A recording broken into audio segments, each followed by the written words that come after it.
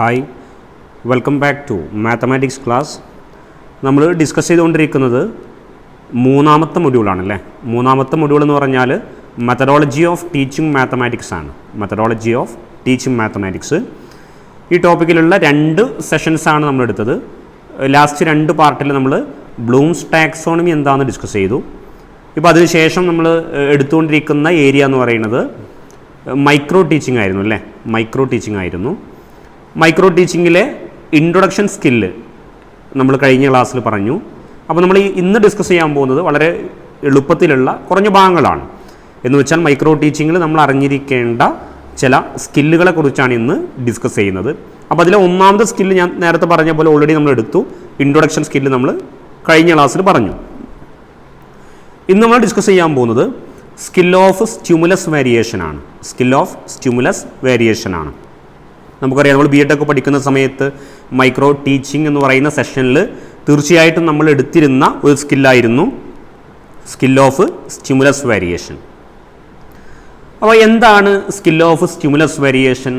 ആ സ്റ്റിമുലസ് വേരിയേഷനിൽ വരുന്ന പ്രധാനപ്പെട്ട കോമ്പണൻസുകൾ ഏതൊക്കെയെന്നാണ് നമ്മൾ പറയാൻ പോകുന്നത്. അപ്പോൾ അതിലെ ഫസ്റ്റ് കോമ്പണൻ്റാണ് ടീച്ചർ മൂവ്മെൻറ്റ് എന്ന് പറയുന്നത്. അപ്പോൾ ഒരു ക്ലാസ് റൂമിൽ ടീച്ചർക്ക് ഉണ്ടാവേണ്ട ഒരു പ്രോപ്പർ മൂവ്മെൻ്റ് ഉണ്ട്. അൺവാണ്ടഡ് മൂവ്മെൻറ്റ് ഒഴിവാക്കണം എന്നാണ് അല്ലേ. നമ്മൾ വെറുതെ അങ്ങോട്ടും ഇങ്ങോട്ടും നടക്കുന്നതിന് പകരം പ്രോപ്പറായിട്ടുള്ളൊരു മൂവ്മെൻറ്റ് നമ്മൾ എന്ത് ചെയ്യണം, ഓർഗനൈസ് ചെയ്യേണ്ടതുണ്ട്. സെക്കൻഡ് കോമ്പണൻ്റാണ് ടീച്ചർ ജസ്റ്റേഴ്സ് അല്ലേ. ജസ്റ്റർ എന്ന് പറയുന്നത് ഒരു ടീച്ചർക്ക് മാത്രമല്ല, ആസ് എ പേഴ്സൺ എന്നുള്ള രീതിയിൽ ഒരു വ്യക്തിത്വത്തിൻ്റെ ഭാഗം കൂടെയാണ് ജസ്റ്റേഴ്സ്. നമ്മൾ വാക്കുകൾ കൊണ്ട് പറയുന്നതിൻ്റെ അപ്പുറത്തേക്ക് നമ്മുടെ ബോഡി ലാംഗ്വേജ് ഉപയോഗിച്ചിട്ട് നമുക്ക് ഒരുപാട് കാര്യങ്ങൾ എക്സ്പ്രസ് ചെയ്യാൻ പറ്റും. അപ്പോൾ ജസ്റ്റേഴ്സ് എന്ന് പറയുന്നത് ഈ ഒരു സ്കില്ലിൻ്റെ സ്റ്റിമുലസ് വേരിയേഷനിലെ ഒരു പ്രധാനപ്പെട്ട കോമ്പണൻ്റ് ആണ്. അടുത്താണ് ചേഞ്ച് ഇൻ സ്പീച്ച് പാറ്റേൺ അല്ലേ. നമ്മൾ ചില കാര്യങ്ങൾ സംസാരിക്കുമ്പോൾ നമ്മൾ ചിലപ്പോൾ ശബ്ദം ഉയർത്തി പറയാറുണ്ട് അല്ലെങ്കിൽ താഴ്ത്തി പറയാറുണ്ട്. ഒരു കാരണവശാലും നമ്മൾ എന്ത് ചെയ്യരുത് അല്ലേ, ഒരേ വേവ് ലെങ്ത്തിൽ സംസാരിക്കരുതെന്നാണ്. അപ്പോൾ ഫോക്കസ് ചെയ്യേണ്ട കാര്യങ്ങൾ അതിൽ ഊന്നി പറഞ്ഞ് അല്ലേ, വോയിസൊക്കെ ഒന്ന് മോഡുലേഷൻ ചെയ്തിട്ട് പറയണം എന്നുള്ളതാണ്. ഞാനതിൻ്റെ കൂടുതൽ തിയറി പറയുന്നില്ല, കാരണം നമുക്ക് തിയററ്റിക് അപ്രോച്ച് അല്ലല്ലോ വേണ്ടത്. ദെൻ നെക്സ്റ്റ് വൺ ആണ് ഫോക്കസിങ് ആണ്. ഫോക്കസിങ് എന്ന് പറയുന്നത് നമ്മൾ ഫോക്കസ് ചെയ്യേണ്ടത് അല്ലേ, ഫോക്കസ് ചെയ്യേണ്ട ചില ഭാഗങ്ങളുണ്ടാവും. അങ്ങനെ ആ കാര്യങ്ങൾ ഫോക്കസ് ചെയ്ത് പറയേണ്ടതുണ്ട്. ചിലപ്പോൾ നമ്മളൊരു ഗ്രൂപ്പിനെ ഫോക്കസ് ചെയ്യേണ്ടതുണ്ട്. ദെൻ നെക്സ്റ്റ് പോയിൻ്റ് ആണ് പോസിങ് അല്ലേ. നമ്മളൊരു കാര്യം പറയുന്ന സമയത്ത്, ക്ലാസ് എടുക്കുന്ന സമയത്ത് ചില ഏരിയകളിൽ നമ്മൾ ഒന്ന് പോസ് ചെയ്യേണ്ടി വരും. ക്ലാസ് മനഃപൂർവ്വം ഒന്ന് പോസ് ചെയ്യണം. കാരണം വെച്ചാൽ എന്നാൽ മാത്രമേ ആ ഭാഗത്ത് ചിലപ്പം ശ്രദ്ധിക്കാനോ അല്ലെങ്കിൽ ക്ലാസ് ഒന്ന് കൺട്രോൾ ചെയ്യാൻ വേണ്ടിയിട്ടൊക്കെ നമ്മൾ യൂസ് ചെയ്യുന്ന ഒരു ടെക്നിക്കാണ് നമ്മുടെ ഈ പോസിങ് എന്ന് പറയുന്നത്. നെക്സ്റ്റ് ചേഞ്ച് ഇൻ ഇൻട്രാക്ഷൻ സ്റ്റൈലാണ് അല്ലേ. ഇൻട്രാക്ഷൻ സ്റ്റൈൽ എന്ന് പറഞ്ഞാൽ നമ്മൾ വെറുതെ സംസാരിക്കുക എന്ന് മാത്രമല്ലല്ലോ നമ്മുടെ ക്ലാസ് എന്ന് ടീച്ചിങ് എന്ന് പറയുന്നത്. അപ്പോൾ സംസാരിക്കുന്നതിൻ്റെ അപ്പുറത്തേക്ക് ചില ആക്ടിവിറ്റീസ് നമുക്ക് കൊടുക്കാം, ഗ്രൂപ്പ് ഡിസ്കഷൻ ആവാം അല്ലെ, ബോർഡ് നമുക്ക് യൂസ് ചെയ്യാം. അപ്പോൾ ആ ഒരു ഇൻട്രാക്ഷൻ സ്റ്റൈൽ എന്ത് ചെയ്യണം, ചേഞ്ച് ചെയ്യേണ്ടതുണ്ട്. ഇൻഡിവിജ്വൽ ക്വസ്റ്റ്യൻ ചോദിക്കാം, അങ്ങനെയുള്ള കാര്യങ്ങളാണ്. ദെൻ അടുത്ത സ്കില്ലല്ല നെക്സ്റ്റ് കോമ്പണൻ്റ് ആണ് ഓറൽ വിഷ്വൽ സ്വിച്ചിങ് എന്ന് പറയുന്നത്. Oral visual switching. അപ്പോൾ നമ്മളിപ്പോൾ പറഞ്ഞ പോലെ തന്നെ ഓറൽ എന്ന് പറഞ്ഞാൽ നമ്മൾ ജസ്റ്റ് സംസാരിക്കുന്നതിൻ്റെ അപ്പുറത്തേക്ക് നമ്മൾ കൺസെപ്റ്റിനെ വിഷ്വലൈസ് ചെയ്യിക്കാൻ വേണ്ടി ശ്രദ്ധിക്കണം അല്ലേ. അപ്പോൾ ഫോർ എക്സാമ്പിൾ ഇപ്പോൾ നമുക്കൊരു ബോർഡിൽ നമ്മളൊരു ഡയഗ്രാം വരച്ചാൽ അത് വിഷ്വലൈസേഷനാണ്. ഒരു ചാർട്ട് യൂസ് ചെയ്താൽ വിഷ്വലൈസേഷനാണ്. ICT യൂസ് ചെയ്താൽ വിഷ്വലൈസേഷനാണ്. അപ്പോൾ ഓറലിൽ നിന്നും വിഷ്വലിലേക്കും വിഷ്വലിൽ നിന്നും ഓറലിലേക്കും വരേണ്ടതുണ്ട്. അടുത്ത സ്കില്ലാണ്, അടുത്ത കോമ്പണൻ്റ് ആണ് physical involvement of the students. എന്ന് വെച്ചാൽ കുട്ടികൾ എന്ത് ചെയ്യുക, നമ്മൾ ഏതെങ്കിലും ആക്ടിവിറ്റിയിൽ എൻഗേജ് ചെയ്യിക്കുക എന്നുള്ളതാണ്. അപ്പോൾ ഇത്രയുമാണ് സ്കിൽ ഓഫ് സ്റ്റിമുലസ് വേരിയേഷൻ്റെ പ്രധാനപ്പെട്ട ചില കോമ്പണൻസുകൾ എന്ന് പറയുന്നത്. ഇത് മാത്രമല്ല, നമുക്കൊരു ധാരണ കിട്ടാൻ വേണ്ടി മാത്രം പറഞ്ഞു എന്നുള്ളതാണ്. അപ്പോൾ നമുക്ക് സ്റ്റിമുലസ് വേരിയേഷൻ അപ്പോൾ ടോട്ടലായിട്ട് എങ്ങനെ പറയാം? സ്റ്റിമുലസ് വേരിയേഷൻ എന്ന് പറയുന്നത് നമ്മുടെ ഒരു പ്രസൻറ്റേഷൻ സ്കില്ലിൻ്റെ ഭാഗമാണെന്ന് വേണമെങ്കിൽ ഓവറോളായിട്ട് പറയാം അല്ലേ. ഇപ്പോൾ 4 എക്സാമ്പിൾ തന്നിട്ട് ഈ തന്നിരിക്കുന്നതിൽ ഏതാണ് സ്റ്റിമുലസ് വേരിയേഷൻ എന്ന് ചോദിച്ചാൽ നമുക്ക് ഐഡൻറ്റിഫൈ ചെയ്യാൻ പറ്റണം, അത്രയേ ഉള്ളൂ. ഓക്കെ, ദെൻ അടുത്ത സ്കില്ലിലോട്ട് നമ്മൾ പോവുകയാണ്. അടുത്ത പ്രധാനപ്പെട്ട സ്കില്ലാണ് മൈക്രോ ടീച്ചിങ്ങിൽ നമ്മൾ പ്രാക്ടീസ് ചെയ്യുന്ന സ്കില്ലാണ് സ്കിൽ ഓഫ് എക്സ്പ്ലെയിനിങ് എന്ന് പറയുന്നത്. എക്സ്പ്ലനേഷൻ എന്ന് പറയുന്ന ഒരു സ്കില്ലാണോ എന്ന് ചോദിച്ചു കഴിഞ്ഞാൽ 100% ഒരു സ്കില്ലാണ്. What is reason? കാരണം നമ്മളൊരു കൺസെപ്റ്റ് പഠിപ്പിക്കുക അല്ലെങ്കിൽ ഒരാൾക്കത് കൺവേ ചെയ്യുക എന്നുള്ളത് ആസ് എ ടീച്ചർ എന്നുള്ള രീതിയിൽ വളരെ പ്രധാനപ്പെട്ട ഒരു സ്കില്ലാണ്. സോ സ്കിൽ ഓഫ് എക്സ്പ്ലെയിനിങ്ങിന് ടീച്ചിങ്ങിൽ വളരെ പ്രാധാന്യമുണ്ട്. അപ്പോൾ അതിലെ പ്രധാനപ്പെട്ട കോമ്പണൻസുകൾ എന്ന് പറയുന്നത് ഒന്ന് use of appropriate beginning statement ആണ് അല്ലേ. കൃത്യമായൊരു ബിഗിനിങ് സ്റ്റേറ്റ്മെൻറ്റ് വേണം. നമ്മളൊരു ക്ലാസ്സിലോട്ട് വരുമ്പോൾ ഇതെന്താണ് എക്സ്പ്ലെയിൻ ചെയ്യാൻ പോകുന്നത് എന്നതിനെക്കുറിച്ച് കൃത്യമായ ഒരു ബിഗിനിങ് നമ്മൾ ഉണ്ടാക്കണം എന്നുള്ളതാണ്. നെക്സ്റ്റ് വൺ എക്സ്പ്ലെയിനിങ് ലിങ്കാണ്. എക്സ്പ്ലെയിൻ ലിങ്ക് എന്ന് ഉദ്ദേശിച്ചത് നമ്മൾ കൺസെപ്റ്റ് പറയുന്നതിൻ്റെ ഇടയിൽ കുറേ ലിങ്കുകൾ വരും അല്ലേ. ആയതിനാൽ അല്ലെങ്കിൽ നമ്മൾ താരതമ്യം ചെയ്യുന്നു, അപ്പോൾ ഒരു ലിങ്കേജ് സ്വാഭാവികമായിട്ട് നമ്മുടെ എക്സ്പ്ലനേഷനിൽ വരും. അടുത്ത കോമ്പണൻ്റ് ആണ് യൂസ് ഓഫ് മീഡിയേറ്റർ എന്ന് പറയുന്നത്. യൂസ് ഓഫ് മീഡിയേറ്റർ എന്ന് പറഞ്ഞാൽ ഇത്രയേ ഉദ്ദേശിച്ചിട്ടുള്ളൂ, നമ്മൾ എക്സ്പ്ലെയിൻ ചെയ്യാൻ നമ്മളെ സഹായിക്കുന്ന ആ ഒരു ടെക്നിക്കിനെ പറയുന്ന പേരാണ് mediator. For example black board ഒരു മീഡിയേറ്റർ ആണ് അല്ലേ. Then ICT, laptop, interactive white board, ഇതൊക്കെ എന്താണ് മീഡിയേറ്റേഴ്സ് ആണ്. നെക്സ്റ്റ് കോമ്പണൻ്റ് ആണ് യൂസ് ഓഫ് കൺക്ലൂഡിങ് സ്റ്റേറ്റ്മെൻറ്റ് അല്ലേ. നമ്മളൊരു എക്സ്പ്ലനേഷൻ തുടങ്ങുന്ന സമയത്ത് നമ്മൾ പറഞ്ഞു ബിഗിനിങ് സ്റ്റേറ്റ്മെൻറ്റ് വേണം. ദെൻ അത് എക്സ്പ്ലനേഷൻ കഴിഞ്ഞതിന് ശേഷം നമ്മൾ കൺക്ലൂഡ് ചെയ്യാൻ മറക്കരുത്. ദെൻ നെക്സ്റ്റ് കോമ്പണൻ്റ് ആണ് ടെസ്റ്റിംഗ് പീപ്പിൾസ് അണ്ടർസ്റ്റാൻഡിങ് എന്ന് വെച്ച് കഴിഞ്ഞാൽ നമ്മളിതൊക്കെ എക്സ്പ്ലെയിൻ ചെയ്തു, എന്നിട്ട് നമ്മൾ പഠിപ്പിക്കുന്ന ക്ലാസ് റൂമിൽ കുട്ടിക്കത് മനസ്സിലായിട്ടുണ്ടോ എന്ന് ചെക്ക് ചെയ്യാനുള്ള ടെസ്റ്റിംഗ് നമുക്കാവാം. അത് ഓറലി ആവാം അല്ലെ, എക്സാം കണ്ടക്ട് ചെയ്യാം, റാൻഡമായിട്ട് ക്വസ്റ്റ്യൻസ് ചോദിക്കാം. അത് എന്ത് സ്ട്രാറ്റജി വേണമെങ്കിലും നമുക്ക് സ്വീകരിക്കാവുന്നതാണ്. അപ്പോൾ നമ്മൾ പറഞ്ഞുകൊണ്ടിരിക്കുന്നത് സ്കിൽ ഓഫ് എക്സ്പ്ലെയിനിങ് ആണ്, വളരെ പ്രധാനപ്പെട്ട സ്കില്ലാണ്. അപ്പോൾ ഞാൻ വീണ്ടും പറയുകയാണ്, ചോദ്യം നമ്മൾ പ്രതീക്ഷിക്കേണ്ടത് എക്സ്പ്ലെയിനിങ് സ്കില്ലിൻ്റെ കോമ്പണൻ്റ് ഏതാണെന്ന് നമുക്ക് ഐഡൻറ്റിഫൈ ചെയ്യാൻ പറ്റണം. ആ രീതിയിലായിരിക്കും എക്സാമിന് ക്വസ്റ്റ്യൻസ് വരാൻ സാധ്യത. അടുത്താണ് skill of illustrating with examples അല്ലേ. അതൊരു സ്കില്ലാണ്. അപ്പോൾ ഇല്ലുസ്ട്രേറ്റിംഗ് വിത്ത് എക്സാമ്പിൾസ്, എക്സാമ്പിൾ വെച്ചിട്ട് ഇല്ലുസ്ട്രേഷൻ ചെയ്യുക എന്നുള്ളത് ഒരു ടീച്ചർക്ക് വേണ്ട സ്കില്ലാണ്. തീർച്ചയായിട്ടും സ്കില്ലാണ് അല്ലേ. അപ്പോൾ ആ സ്കില്ലിൽ വരുന്ന കോമ്പണൻസ് ഏതൊക്കെയാണ്? ഒന്ന് ഫോർമുലേറ്റിംഗ് റെലവൻറ്റ് എക്സാമ്പിൾസ് ആണ് അല്ലേ. നമ്മളൊരു എടുക്കുന്ന എക്സാമ്പിൾസ് വളരെ റെലവൻ്റ് ആയിട്ടുള്ള എക്സാമ്പിൾസ് എടുക്കാൻ വേണ്ടിയിട്ട് ശ്രദ്ധിക്കണം എന്നുള്ളതാണ്. നെക്സ്റ്റ് കോമ്പണൻ്റ് ആണ് ഫോർമുലേറ്റിംഗ് സിമ്പിൾ എക്സാമ്പിൾസ് അല്ലേ. എടുക്കുന്ന എക്സാമ്പിൾ അല്ലേ നമ്മുടെ ഒരു ക്വാളിറ്റി കാണിക്കാനോ അല്ലെങ്കിൽ നമ്മുടെ കഴിവ് കാണിക്കാനോ എന്താ പറയുക, ഒരു നോർമൽ സ്റ്റുഡൻറ്റിന് അബ്സോർവ് ചെയ്യാൻ പറ്റാത്ത രീതിയിലുള്ള എക്സാമ്പിൾസ് എടുക്കരുത്. സിമ്പിളായിട്ടുള്ള എക്സാമ്പിൾ എടുക്കണം എന്നുള്ളതാണ്. അതിനുശേഷം ഫോർമുലേറ്റിംഗ് ഇൻട്രസ്റ്റിംഗ് എക്സാമ്പിൾസ് ആണ് അല്ലേ. വളരെ താല്പര്യത്തോടു കൂടി കുട്ടിക്ക് പാർട്ടിസിപ്പേറ്റ് ചെയ്യാനും ശ്രദ്ധിക്കാനും പറ്റിയിട്ടുള്ള ഉദാഹരണങ്ങൾ എടുക്കാൻ വേണ്ടിയിട്ട് ശ്രദ്ധിക്കാം. Using appropriate media for examples. അപ്പോൾ നമ്മൾ പറയുന്ന എക്സാമ്പിൾ ഒരു പക്ഷേ ബേസ്ഡ് ഓൺ എക്സ്പെരിമെൻ്റ് ആയിരിക്കാം, ഒരു എക്സ്പെരിമെൻ്റ് വെച്ചിട്ടായിരിക്കാം. ചിലപ്പോൾ നേരത്തെ പറഞ്ഞ പോലെ ബ്ലാക്ക് ബോർഡോ അല്ലെങ്കിൽ ചാർട്ടോ അല്ലെങ്കിൽ ICT ഒക്കെ യൂസ് ചെയ്തിട്ടായിരിക്കും. എന്താണെങ്കിലും ഒരു അപ്രോപ്രിയേറ്റ് മീഡിയ യൂസ് ചെയ്താൽ നന്നാവും എന്നുള്ളതാണ്. ലാസ്റ്റ് പോയിന്റ് ആണ് using inductive and deductive approach. ഇതെന്താണെന്ന് നമ്മൾ ഡീറ്റെയിൽ ആയിട്ട് തന്നെ പഠിക്കുന്നുണ്ട്, അതുകൊണ്ട് ഞാൻ ഇവിടെ ഡീറ്റെയിൽ ആയിട്ട് പറയുന്നില്ല, ജസ്റ്റ് ഒന്ന് പറയാം. ഡിഡക്റ്റീവ് എന്ന് പറഞ്ഞാൽ ഓർത്തു വെക്കാൻ നമുക്ക് DGP എന്ന് ഓർമ്മിച്ചാൽ മതി. DGP അല്ലേ. Deductive GP general to particular ആണ്. ജനറൽ ആയിട്ടുള്ള ഒരുപാട് എക്സാമ്പിൾ എടുത്തിട്ട് അതിൽ നിന്നൊരു കോമൺ കൺസെപ്റ്റ് അല്ലെങ്കിൽ ഒരു ജനറൽ ഫോം ക്രിയേറ്റ് ചെയ്തതിന് പറയുന്ന പേരാണ് ഡിഡക്റ്റീവ്. അതിൻ്റെ ഓപ്പോസിറ്റാണ് ആര്? ഇൻഡക്റ്റീവ് എന്ന് പറയുന്നത്. ഞാൻ പറഞ്ഞ പോലെ നമുക്ക് ഡീറ്റെയിൽ ആയിട്ട് പഠിക്കാനുള്ള കാര്യമാണ്. അപ്പോൾ ഇതുവരെ പറഞ്ഞുകൊണ്ടിരുന്നത് നമ്മൾ skill of illustrating with example ആണ്. ഇനി നമ്മൾ പറയാൻ പോകുന്ന skill of using black board ആണ് അല്ലേ. മിക്ക അധ്യാപകരും ഫേസ് ചെയ്യുന്ന വലിയൊരു ഇഷ്യൂ ആണെന്ത്? Skill of using black board എന്ന് പറയുന്നത്.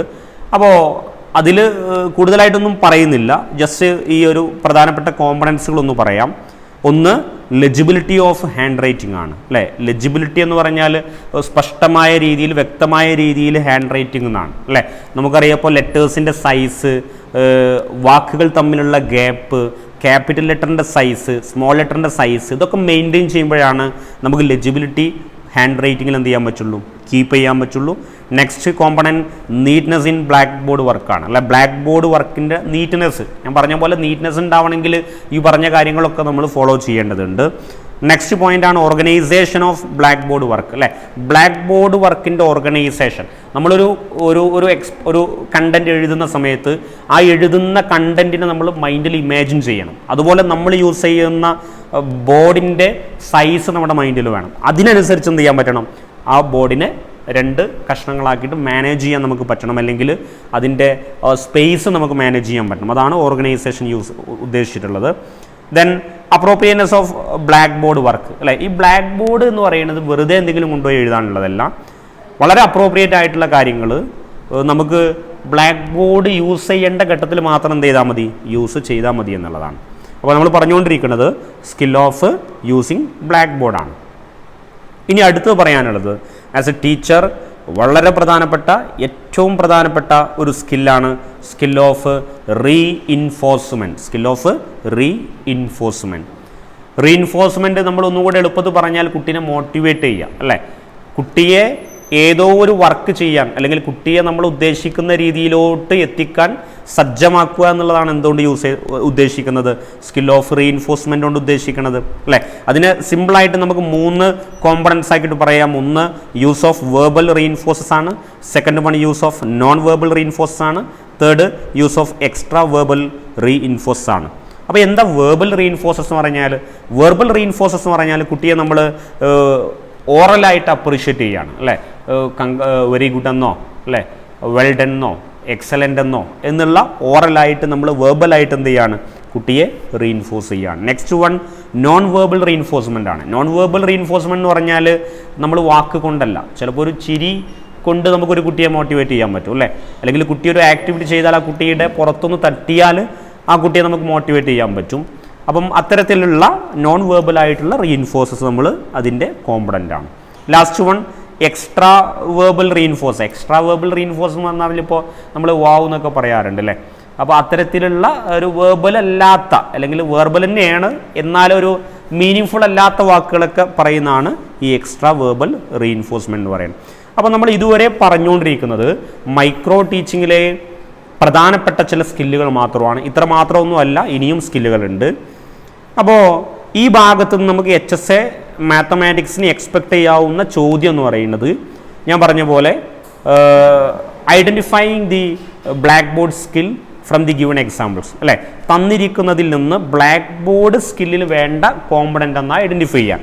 അപ്പോൾ നമ്മൾ ഈ സ്കില്ലുകളെ കുറിച്ച് ചെറിയൊരു ധാരണ ഉണ്ടായാൽ തന്നെ നമുക്ക് വളരെ പെട്ടെന്ന് സ്കോർ ചെയ്യാൻ പറ്റിയൊരു ഏരിയ ആണെന്ത് ഈ ഒരു മൈക്രോ ടീച്ചിങ് എന്ന് പറയുന്നത്. ഓക്കെ, ഇനി നമ്മൾ പറയാൻ പോകുന്നത് ടീച്ചിങ് സ്കില്ല് എന്താണെന്നാണ്. ടീച്ചിങ് സ്കില്ലുകളെ കുറിച്ചാണ്. അപ്പോൾ മൈക്രോ ടീച്ചിങ് എന്ന് പറഞ്ഞാലും അല്ലെങ്കിൽ മൈക്രോ ടീച്ചിങ്ങിലുള്ള സ്കില്ലുകളും എന്ത് തന്നെയാണ്, ടീച്ചിങ് സ്കില്ല് തന്നെയാണ്. അപ്പോൾ അത് മൈക്രോ ടീച്ച് എന്ന് പറയുന്നത് നമ്മൾ ഒരു ചെറിയ സെഷൻ മാത്രം പ്രാക്ടീസ് ചെയ്യാൻ വേണ്ടിയിട്ടുള്ള സ്കില്ലുകളാണ്. ടീച്ചിങ് സ്കില്ല് എന്ന് ഉദ്ദേശിച്ച് നമ്മൾ ഹോൾ ഒരു ടീച്ചർക്ക് വേണ്ട സ്കില്ലുകളെയാണ് നമ്മൾ ഇനി പറയാൻ പോകുന്നത്. ജസ്റ്റ് ഒന്ന് കേട്ടിരിക്കുക, അത്ര മാത്രമേ ഉള്ളൂ. ഇത് സിമ്പിളായിട്ടുള്ള ടോപ്പിക്കാണ്. അപ്പോൾ ടീച്ചിങ് സ്കില്ലിനെ NL ഗേജ് ഡിഫൈൻ ചെയ്തിട്ടുള്ളത് ഈ രീതിയിലാണ്. Teaching skills are specific instructional activities and procedures that A teacher may use in his class room. These are related to the various stages of teaching or in the continuous flow of the teacher performance ആണ്. Just ഒരു definition ആണ്. അപ്പോൾ നമുക്ക് ഈ teaching സ്കില്ലുകൾ ഏതൊക്കെയാണെന്ന് just ഒന്ന് നോക്കാം. അപ്പോൾ ഈ കുറച്ച് ടീച്ചിങ് സ്കില്ല് BK പാസി എന്ന് പറയുന്ന ഒരു സയൻറ്റിസ്റ്റ് കുറച്ച് ടീച്ചിങ് സ്കില്ലുകളെ ചാർട്ട് ചെയ്തിട്ടുണ്ട്. നമുക്ക് അറിയുന്ന കാര്യം തന്നെയാണ്, ജസ്റ്റ് ഒന്ന് മെൻഷൻ ചെയ്യാമെന്ന് മാത്രമേ ഉള്ളൂ. അപ്പോൾ അതിൽ വരുന്ന സ്കില്ലുകളാണ്: ഒന്ന് instructional objectives, second one introducing A lesson അല്ലേ. ഇൻസ്ട്രക്ഷണൽ ഒബ്ജക്റ്റീവ്സ് എന്ന് പറഞ്ഞാൽ നമ്മൾ എന്താണോ ക്ലാസ്സിൽ ഇൻസ്ട്രക്ഷൻ കൊടുക്കുന്നത്, എന്താണോ നമ്മൾ ടീച്ച് ചെയ്യുന്നത്, അതിൻ്റെ ഒബ്ജക്റ്റീവ്സ് ഉണ്ടായിരിക്കണം എന്നാണ്. അതാണ് instructional objectives.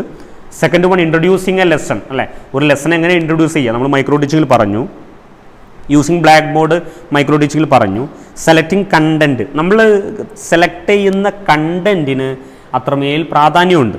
Then next one organising content. ആ കണ്ടൻറ്റിനെ ഓർഗനൈസ് ചെയ്യുക എന്നുള്ളതാണ് ഒരു നല്ല ടീച്ചറുടെ ക്വാളിറ്റി അല്ലേ. പലപ്പോഴും ടീച്ചേഴ്സ് ചെയ്യുന്നൊരു കാര്യം എന്ന് പറയുന്നത്, ടെക്സ്റ്റ് ബുക്കിൽ ഏത് പാറ്റേൺ ആണോ, ടെക്സ്റ്റ് ബുക്കിൽ എങ്ങനെയാണോ ടോപ്പിക്കിനെ പറഞ്ഞത് ആ ടോപ്പിക്കിൽ ടീച്ചർ ക്ലാസ് എടുക്കുകയുള്ളൂ. അതിൻ്റെ അപ്പുറത്തേട്ട് ആ കണ്ടൻറ്റിനെ നമ്മുടെ ഒരു ഐഡിയയിലോട്ട് കൊണ്ടുവരാൻ നമ്മളെ രീതിയിൽ ഓർഗനൈസ് ചെയ്യാൻ പറ്റണം. എന്നാലേ നമുക്ക് നല്ലൊരു ടീച്ചറാകാൻ പറ്റും എന്നുള്ളതാണ്. നെക്സ്റ്റ് പ്രോബിങ് ക്വസ്റ്റ്യൻസ് ആണ്. ദെൻ അടുത്ത് ഇല്ലുസ്ട്രേറ്റിംഗ് വിത്ത് എക്സാമ്പിൾസ് പറഞ്ഞിട്ടുണ്ട്. റെമഡിയൽ മെഷേഴ്സ് വളരെ പ്രധാനപ്പെട്ടൊരു സംഗതിയാണ് അല്ലേ. റെമഡിയൽ മെഷേഴ്സ് നമ്മൾ കുട്ടിയുടെ പഠനത്തിൽ കുട്ടിയുടെ എന്ത് പ്രശ്നമായിക്കോട്ടെ അതിൽ എന്തെങ്കിലും പ്രശ്നം കണ്ടാൽ ആ പ്രശ്നങ്ങൾക്കൊരു പ്രശ്ന പരിഹാരം റെമഡി കൊടുക്കാൻ ആസ് എ ടീച്ചർ എന്നുള്ള രീതിയിൽ പറ്റേണ്ടതുണ്ട്. അത് ടീച്ചറുടെ സ്കില്ലാണ്. ദെൻ നെക്സ്റ്റ് ഗിവിങ് അസൈൻമെൻറ്റ്സ് അല്ലേ. അസൈൻമെൻറ്റ്സ് പിന്നെ എല്ലാ ടീച്ചേഴ്സും കൊടുക്കും, എല്ലാ ടീച്ചേഴ്സിനും ആകെ ഉണ്ട് എന്ന് പറയാൻ പറ്റുന്ന ഒരു കോമൺ ക്വാളിറ്റിയാണ്. അടുത്ത സെലക്ടിങ് ഓഡിയോ വിഷ്വൽ എയ്ഡ്സ് അല്ലേ. ഓഡിയോ വിഷ്വൽ എയ്ഡ്സ് ഒക്കെ ഇംപ്ലിമെൻറ്റ് ചെയ്യണം. നമ്മൾ ഇനിയൊക്കെ പഠിപ്പിക്കേണ്ട ക്ലാസ് റൂം എന്ന് പറയുന്നത് മിക്കവാറും ഹൈടെക് ക്ലാസ് റൂം ആവും. ഏറെക്കുറെ ക്ലാസ് റൂമുകൾ അങ്ങനെ ആയിട്ടുണ്ട്. ഈവൻ ഗവൺമെൻറ് സ്കൂളിൽ പോലും ഇനി അങ്ങനെ വരും. അപ്പോൾ നമ്മൾ ICT ഒക്കെ നല്ല രീതിയിൽ യൂസ് ചെയ്യണം. അപ്പോൾ ഓഡിയോ വിഷ്വൽ എയ്ഡ് ടീച്ചർക്ക് യൂസ് ചെയ്യാൻ പറ്റേണ്ടതുണ്ട്. Next one increasing people participation ആണ് അല്ലേ. കുട്ടിയുടെ പാർട്ടിസിപ്പേഷൻ ക്ലാസ്സിൽ കൊണ്ടുവരിക എന്നുള്ളൊരു സ്കില്ലാണ്. ഫ്ലുവൻസി ഇൻ ക്വസ്റ്റ്യനിങ് അല്ലേ. ക്വസ്റ്റ്യനിങ്ങിലുള്ള ഫ്ലുവൻസി, നമ്മൾ ചോദിക്കുന്ന ചോദ്യം കുട്ടിക്ക് മനസ്സിലാക്കി കൊടുക്കാൻ ടീച്ചർക്ക് പറ്റണം. ചിലപ്പോൾ നമ്മുടെ ക്വസ്റ്റ്യൻ്റെ ക്ലാരിറ്റി കുറവ് കൊണ്ട് കുട്ടിക്ക് ആ കാര്യം മനസ്സിലാവണമെന്നില്ല. നെക്സ്റ്റ് എക്സ്പ്ലെയിനിങ് ആണ്, നേരത്തെ പറഞ്ഞിട്ടുണ്ട്. റീഇൻഫോഴ്സ്മെൻറ്റ് പറഞ്ഞിട്ടുണ്ട്. സ്റ്റിമുലസ് വേരിയേഷൻ പറഞ്ഞിട്ടുണ്ട്. വളരെ പ്രധാനപ്പെട്ടാണ് ഇവാലുവേഷൻ അല്ലേ. ഇവാലുവേഷൻ നമ്മളൊരു വേറെ സെഗ്മെൻ്റായിട്ട് തന്നെ പഠിക്കുന്നുണ്ട്.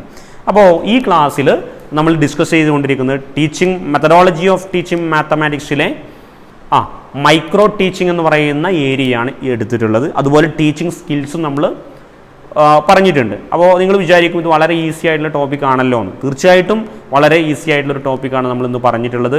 അപ്പോൾ നിങ്ങൾ ഏറ്റവും ശ്രദ്ധിക്കേണ്ട ഒരു വിഷയം എന്ന് പറയുന്നത് ഇതിൻ്റെ ആദ്യത്തിൽ പറഞ്ഞിട്ടുള്ള മൈക്രോ ടീച്ചിങ്ങിൻ്റെ തിയറി, മൈക്രോ ടീച്ചിങ് എന്താണ്, അതിൻ്റെ ഡെഫിനിഷൻ പറഞ്ഞ ആൾ അതിൻ്റെ ഒരു സൈക്കിളൊക്കെ പറഞ്ഞു. ആ കാര്യങ്ങൾ നന്നായിട്ട് പഠിക്കണം. ജസ്റ്റ് കോമ്പണൻസുകളൊക്കെ ഒന്ന് എന്ത് ചെയ്യുക, സ്കില്ലുകളൊക്കെ ഒന്ന് ഓർത്തു വെക്കുക.